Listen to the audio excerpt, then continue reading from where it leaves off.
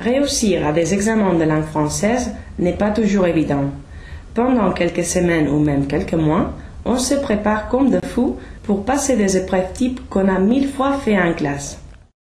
Nous, les reporters du monde fictif, sommes allés découvrir les véritables clés de succès là où les livres et manuels n'arrivent pas. Masaki, Ruth et Maria ne sont pas loin d'être des héros.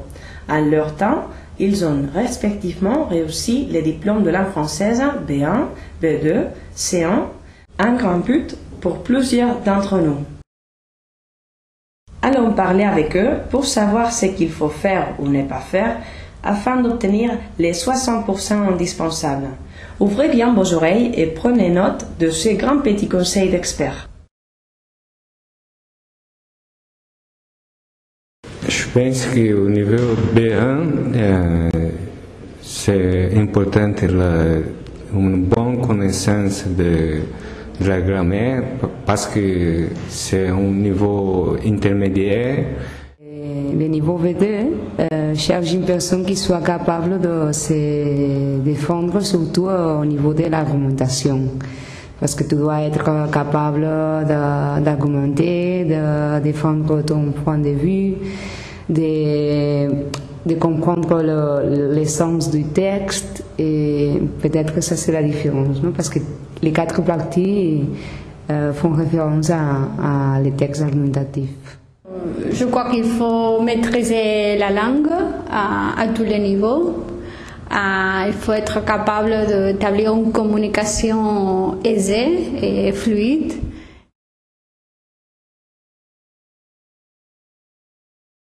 La plus difficile, c'est très clair, la compréhension orale, parce que je sais que c'est un point faible, mon point faible, et alors j'étais très nerveuse, et c'est aussi la première partie que tu fais dans l'examen.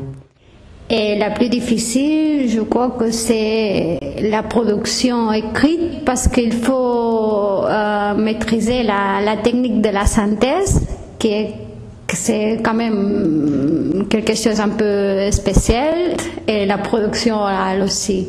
Parce que la partie orale, c'est là où j'ai le plus de problèmes. Parfois, il me faut du temps pour trouver les mots, pour dire ce que je veux exactement exprimer. Je pense que l'examen n'était pas dur, mais la préparation, oui, parce qu'il faut travailler beaucoup de temps, et je pense que l'examen c'est le résultat d'un travail. Non? Moi, par exemple, j'essayais de rédiger chaque semaine au moins soit une synthèse, soit un essai argumenté. J'essayais aussi de voir des films en version originelle, j'essayais de lire en français, d'écouter les infos. J'ai travaillé beaucoup avec les livres qui préparent spécifiquement les diplômes, et aussi avec des épreuves types que tu peux consulter sur Internet, par exemple.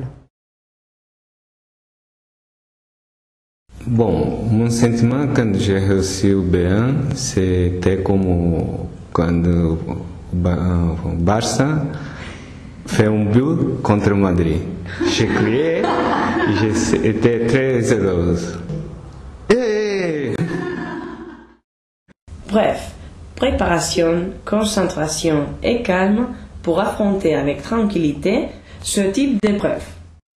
Bon courage à ceux de vous qui préparez les examens de juin.